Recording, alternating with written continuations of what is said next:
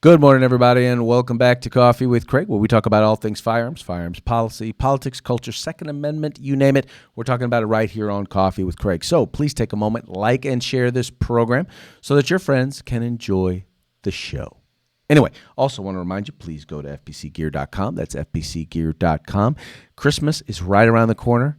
Your friends are going to want some very, very cool stuff. Some stuff that says that they support the Second Amendment. This is the spot. You can find T-shirts, you can find hoodies, you can find coffee mugs, and other swag, shall we say. And also, you'll know that every penny that you spend will go right back into the fight to keep and bear arms. So if you're looking for something for them, or even if you're looking for something for yourself, you know what? You can support the Second Amendment, and you can look good doing it. That's fpcgear.com. All right, moving right along, let's talk what everyone's been talking about the last 24 hours when it comes to firearms, and that is bump stocks. That's right. President Trump and the Trump administration have finally issued their regulations banning bump stocks, meaning that at this point, if you own or possess a bump stock, you have 90 days to turn it in to the ATF or destroy it by, I believe it's March 20th or March 21st. But anyway, you have March 20th. That's it. You have till then. Otherwise, you will be you could be sentenced up to 10 years in prison and receive a fat fine. I mean, a big fine. Anyway, so needless to say, within hours of that taking place, Firearms Policy Coalition, Firearms Policy Foundation, and a number of other partners, including the Madison Society, have filed suit against Donald Trump and the Trump administration and the ATF, basically denoting that these regulations are, in fact, illegal. Now, I know a lot of you out there are saying, well, I don't care about bump stocks. I don't own a bump stock, so I really don't care. And if you don't get why it's important now yet, and you've been watching the show, then you're never going to get it. And I guess that's okay. We're just going to have to agree to disagree on that. But for those of you who get it, you understand.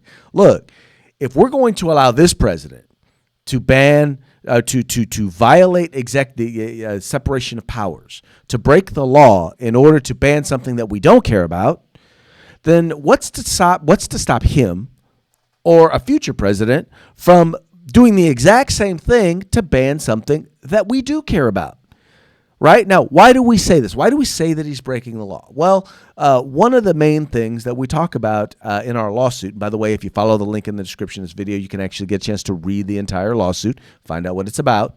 But one of the main things is that they're utilizing the definition of a machine gun. So they're basically taking a bump stock and they're calling it a machine gun. The problem is that there is a definition of machine gun that is laid out in law, in statute passed by the legislative branch, by Congress, which, by the way, are the ones who make laws. So because of that, the executive branch doesn't get to just redefine something that's defined in law. You just don't get to do that, right? We tell Javier Becerra that all the time. We've told Mark Ferguson, the Attorney General in Washington, you don't get to do that. We've told the one in New Jersey and in Pennsylvania. We keep telling attorneys general, anti-gun attorneys general, you don't get to do that. If you want to make law, go back to go to the legislative branch. But regulations, you don't get to do that. You don't get to redefine something in regulations. And so that's the main crux of it. Now, once again, and we say this, if they can redefine bump stocks to be machine guns or redefine machine guns to include bump stocks, what other things can they redefine in order to be able to ban them? And that's why that's why this is so important. That's why it's important that first of all, you understand, FPC, we support the entire Constitution, not just a piece of it, but the entire Constitution. And you don't get to, Mr. Trump, just make up the rules as you go along. There is a Constitution, and we are going to make sure that you are held accountable to it. So I'm not going to take real long with this coffee today.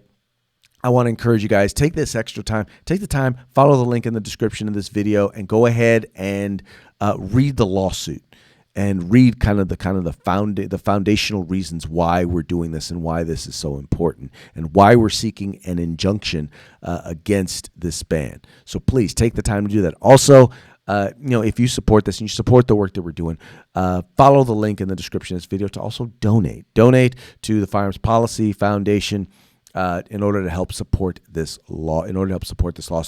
If you're watching this on Facebook, I believe you should be able to press the button. There should be a donate button there. If you're in by the way, that's preferable because actually no fees or anything are taken out if you donate that way. But if you don't have the button, if you're watching us on YouTube, follow the link, or you're listening to us, follow the link in the description of the video, and you'll be able to donate as we tell President Trump, you don't get to make law. That's just not your job.